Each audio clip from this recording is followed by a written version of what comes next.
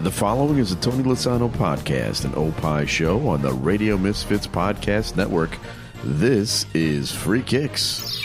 And now, Free Kicks. Free Kicks with Illinois Youth Soccer Association's Director of Coaching, Adam Howarth, and Rick Kemper. So for those of you who listened to the show last week, you heard us say that Aston Villa, we didn't know if they were contenders or pretenders, and they had two huge games last week against Man City and against Arsenal, and we said if they won those games, then they're clearly contenders, and guess what? They won both. Wow. Shocking. Absolutely shocking. So I watched the second one against Arsenal, and I think at some point they just kind of defended, right? They scored their goal, and then they just defended. Now, they kept a pretty high line, but pretty much their entire team was on the Aston Villa side of the field. And Arsenal was pounding away at them, but they held on. Yeah, that's true. And that's good that you was able to watch the game, as I was very busy answering texts from our famous Villa fan asking thousands of questions. But no, it was great. It's heady days for all Villa fans and our favorite Villa fan as well. So fantastic. I mean, to get two wins against Man City and Arsenal, they are now legitimately in the race, top four. So crazy. So now that you've watched them a few times, what do you think? What do you think their secret is? What is it that is different this year, this Villa team, than previous years? Yeah, because there's not a massive difference in the players. Right. You know, when Steven Gerrard left, it was definitely a mess. They were near the bottom. I think I did a little bit of research, just kind of reading a little bit about Emery and his work ethic. One thing that he does is he works extremely hard. I mean, he puts in 16 hours at the training ground every single day, and I think the players are seeing that. They're buying into his philosophy in terms of how to play, which is very much playing out of the back, pressing, but also falling into mid blocks and lower blocks when they need to. But they seem to be playing for him. Yeah. And ultimately, I think the biggest thing, and this goes to the center forward, Ollie Watkins, he tells the forward, which is very in line with what I'm saying. Not that I'm comparing myself to Unai Emery, because obviously he's doing a lot better than I am, but he just tells the striker, stay close to the goal. It's amazing. Don't be running too far away from the goal, because I want you close to the goal. That's going to give you chances to score. Makes sense. That's why he scored so many goals this year. So he's the type of that's the type of thing that we need. And I think, if I remember, Ollie's got 8 goals this year. Yeah, which is a great season for him, and gives you an idea of how they're doing it with the players they got. He's got them all bought in, and it's really the same team. That's the amazing thing. So there's definitely room for improvement for other teams, so there's no complaint. You can turn around a team very quickly. And, also, Emery himself must have been pretty motivated playing against Arsenal, for sure, who sacked him, just a few years ago. That's the sort of thing that you don't forget. Exactly right. Yeah, and I think it underlines everything that he's done. Again, what a great run they've on, and it's his time to beat the two supposedly top managers. Although what was nice, I didn't see Arteta jumping up and down on the sidelines, because he had to sit in the stands for this past game. So that was because of his yellow card accumulation, I think it was. Yeah, so it seems like that's happening a lot more this year with the managers. Yeah, I have noticed that too. So, Villa, one of the hottest teams, haven't lost in the last 5. Liverpool, also currently top of the table, haven't lost in their last 5. And they're the next hottest team, though, would you believe, is Everton. Now, they would be up to 9th place right now if not for that points deduction. They're playing with a giant chip on their shoulder right now. It's amazing. Exactly right. I think the best thing that happened to them was they got 10 points deducted. And they would be pushing for a European spot. They would be. If it wasn't for their 10 points. So they got 13 with a 10-point deduction. They'd be ahead of Chelsea, Brentford, and Fulham. Yeah. Right behind West Ham. I mean, it's amazing. What a fantastic achievement for them, and I think the Everton fans are starting to believe again, and that's great for them because they've had some rough goes, that's for sure, recently. Well, and the coach or the manager, Sean Dyche, he's just got that street fight kind of mentality, right? So he's got them fired up in the locker room. He's bringing this up whenever he can. Yeah, exactly. And the fans are talking about how they're playing attractive football. That hasn't happened since, I think, a few managers before. Well, they had Carlo Ancelotti there for a little while. Yeah.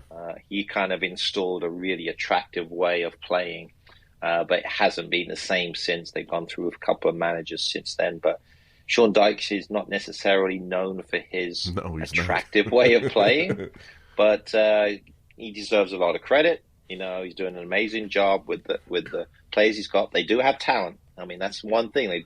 They have some good players. Right. So that always helps. And a great result against my team, Chelsea, on the weekend. Fully deserved. Well, let's talk about a couple of those teams that are struggling.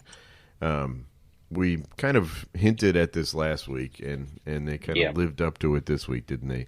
Manchester United and Chelsea also, both of them are powerhouses from the past that are now struggling mightily. Two questions. One is, are these managers in danger of being sacked? And secondly, is there anything that can be done to fix these clubs? Well, looking at Man United first, they're not going to fire Ten Hag. I mean, they've gone through that whole. Are you sure about that? I'm never 100% sure, but okay. I'm pretty sure. I mean, just because that hasn't worked, right? They've fired managers. They've gone through a bunch of managers since Alex Ferguson. They just haven't figured it out. And to be fair, I think for Man United, they've just been extremely inconsistent. They played very well against Chelsea. They just didn't show up against Bournemouth. And I think because of I know. But it's like they play well, play poorly, and that's been their season. So, and again, that could potentially get a manager fired, all right? That's true.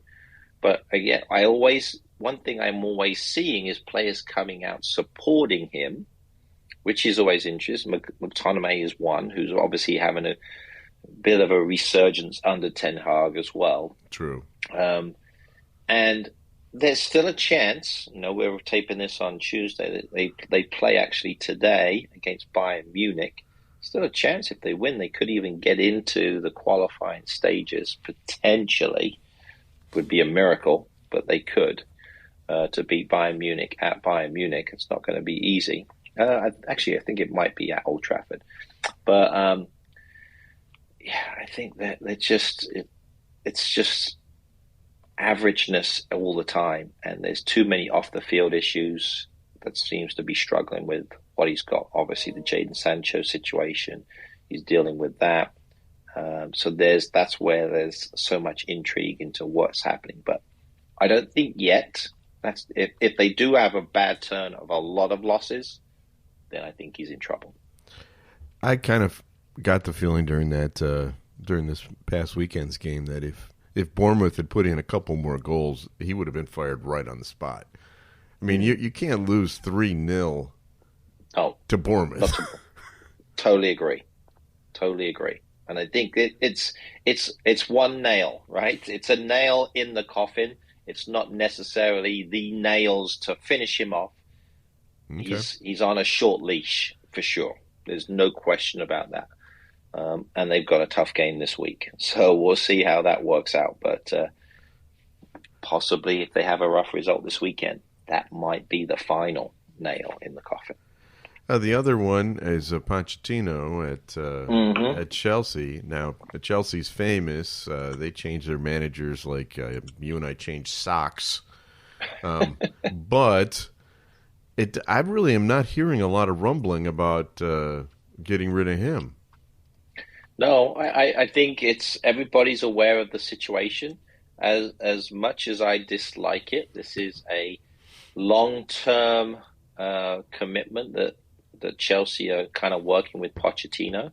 He's always going to face pressure, okay? And I think the club is aware.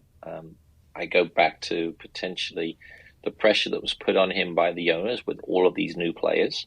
Right. And then obviously injuries. I'm just so frustrated. Reece James got injured again, another hamstring. I mean, it's just ridiculous. I mean, what is that? That to me is the bigger issue. You know, all these players always constantly getting injured. Well, he's a key player. I mean, yeah, the captain. Key player. He's the captain. He'll start for England whenever he's able to play. Yeah. He's arguably one of the best players on the team, if not the best player.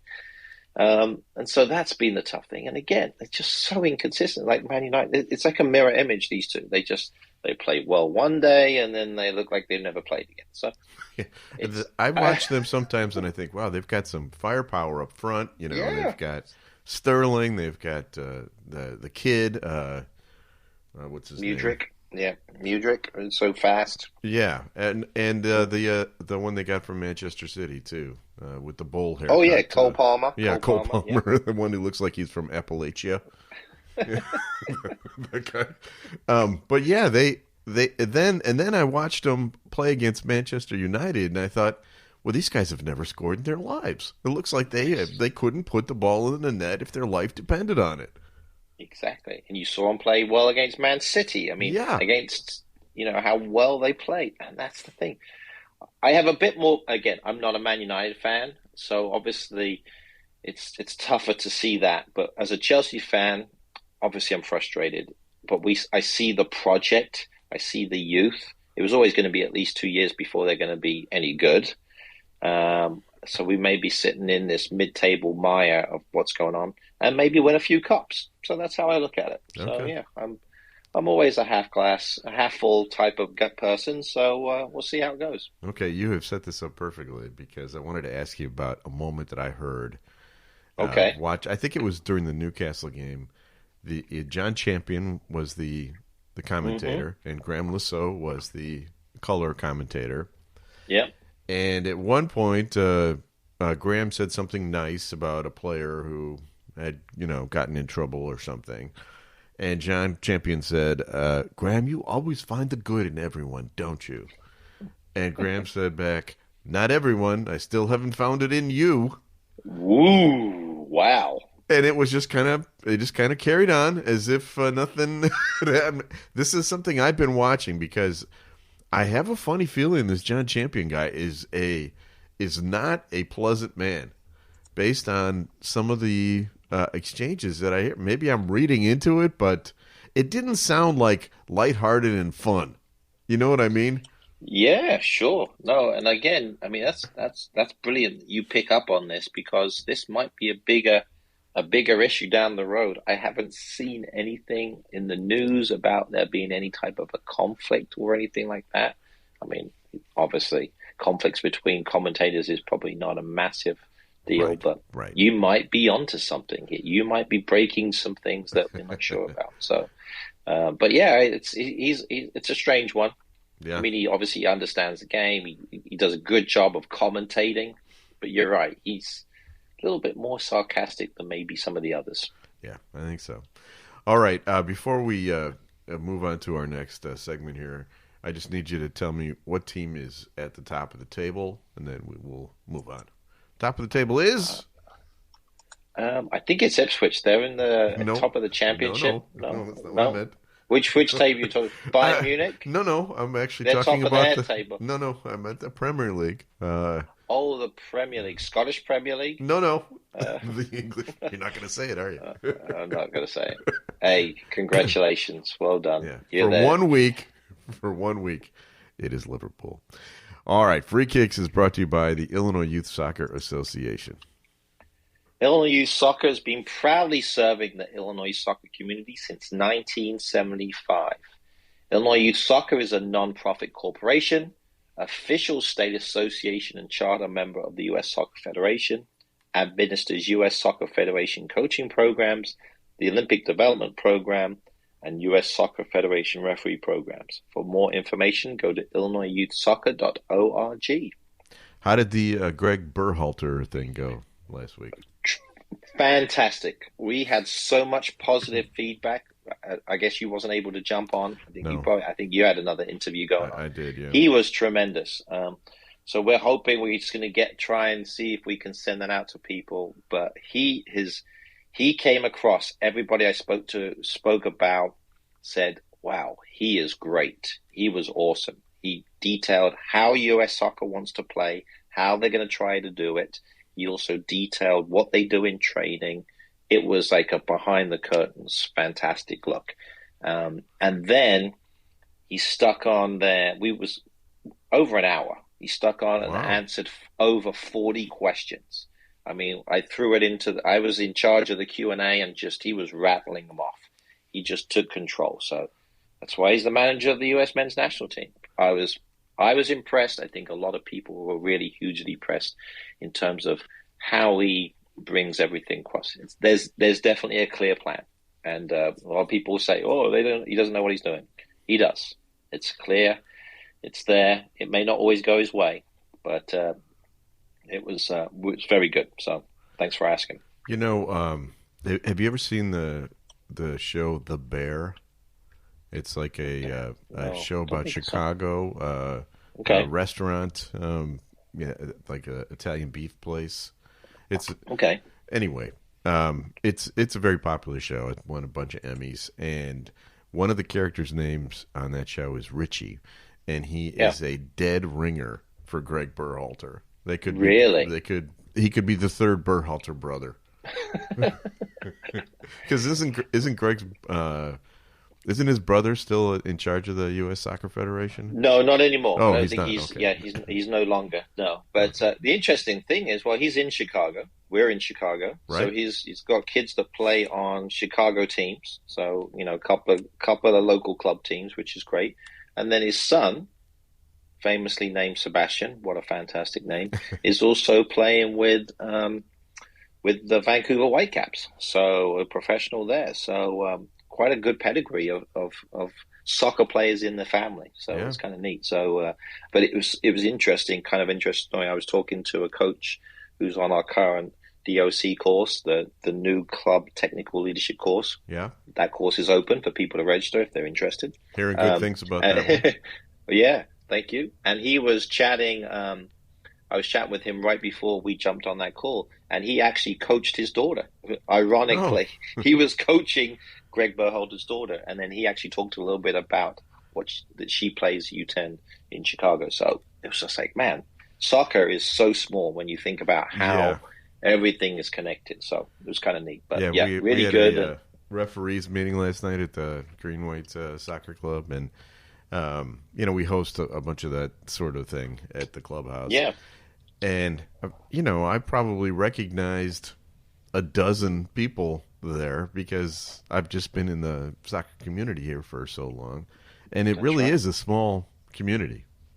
Yeah, exactly. Everybody knows everybody. You're old, Rick. Yeah, exactly. You're an old dude. I forgot about that. I forgot all about that.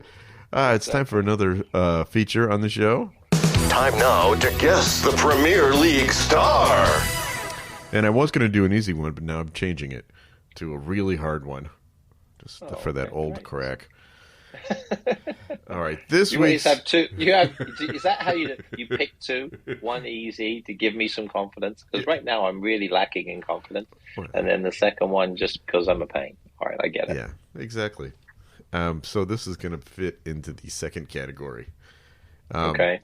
This week's star is 30 years old, so it's not going to be that hard, right? He's playing professionally in his fifth different country right now. He played in his home country. He played in Portugal. He played in Spain and France and now England. All right, and he's only played on one Premier League team, and this is his. I want to say it's his first full season. Mm. He was around last season, but he was hurt. Okay. He is a center back. Okay. And he wears number 3. Mm. He played in maybe my favorite game of all time, which was his team lost to Germany 7-1 in the World Cup, his national team. And it was a home game for his national team. Okay. All right. So, Brazilian national team player. Yes. Now, he didn't play in that game. He's not he is 30, but he wasn't on the national team yet at that point. Gotcha. Brazilian national team player, center back. Yeah, I don't know how much time he gets on the national team. Probably not that much, but because they're pretty loaded, that Brazilian team. His Premier League club plays in a town called Birmingham. Okay. Which is so, not Alabama. Yes. Gotcha. Okay. I didn't realize he played that many games in so many different countries. Yeah. It's interesting. And to be fair with because he's playing with Aston Villa. Yeah. To be fair to the credit, when again I'll give Aston. This is another good thing with Unai Emery. They lost their 2 centre backs basically at the start of the season. Yeah, Mings is out. I know, and yeah, I can't remember the other one, so I'm sure we'll get a text about who the other one is. But but this guy's come in and did a fantastic job. So and I don't know too much about him, to be honest. But it would be Diego Carlos. That's right.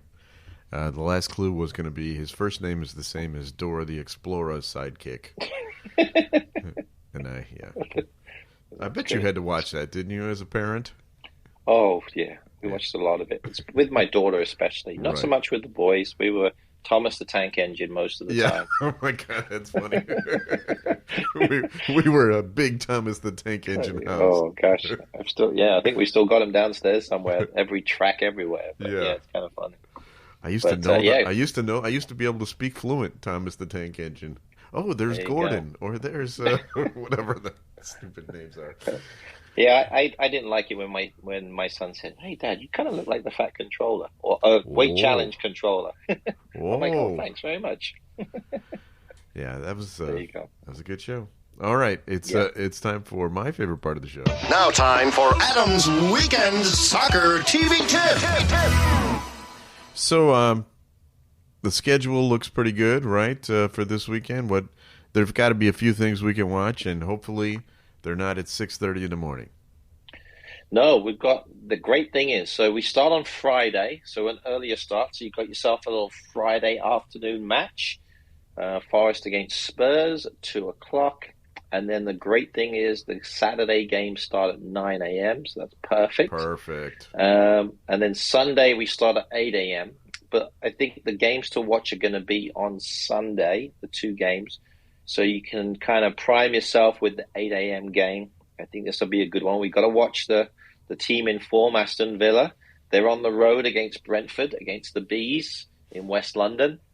But the game, I think we've all got to watch. It's going to be interesting. Could this be his last game as manager? Liverpool versus Man United at Anfield. It's a no miss. I mean, as bad as Man United are playing, and as well as Liverpool playing, throw it out the window. It's one game. This could go either way. So this will be a real good match for sure. And isn't it fair to say that even though both of these teams have another Premier League club in their own hometown, that this matchup is one of the all-time rivalries? I would put it up there as probably the biggest rivalry in the Premier League historically. These have primarily been the top 2 teams over the last 25 to 30 years, right? So I think they've won most of the titles. Although Liverpool hasn't won as many, they won a few Champions Leagues here and there and a few cups. But before Man United won, Liverpool won. So Yeah, this is the two. I was absolutely blessed to be able to go to both stadiums last year on a trip with our players, which was fantastic. Liverpool, and to be fair, I love Man United Stadium. Liverpool was the one that gave me the EBGBs. I was like, oh, this place is just it's fantastic.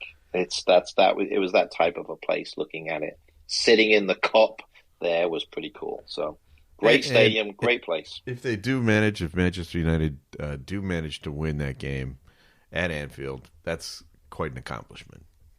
Yes, that's exactly. A job saver. Yes, definitely. I'll keep him in there for a few more games. Now, if they get demolished, and they've had some troubles in the past, you might be looking for another job. So we'll see. But I think he's got a little bit of time. We'll see how it goes. Okay. Well, we have some people to thank. We need to thank our executive producer, Tony Lasano, with Opie Shows, who lets us do this show every week and puts it all together for us. We need to thank our distributor. That's the Radio Misfits, Ed Silla. Great Talk Radio isn't dead. It just moved to a better place. RadioMisfits.com. And we'll be back again next week. We can squeeze one in before Christmas, can't we? I think so. All right. Well, so we'll be back again next week with another episode of Free Kicks. The proceeding was a presentation of the Radio Misfits Podcast Network. Find our other great shows on iTunes, Stitcher Radio, and at RadioMisfits.com. Thank you.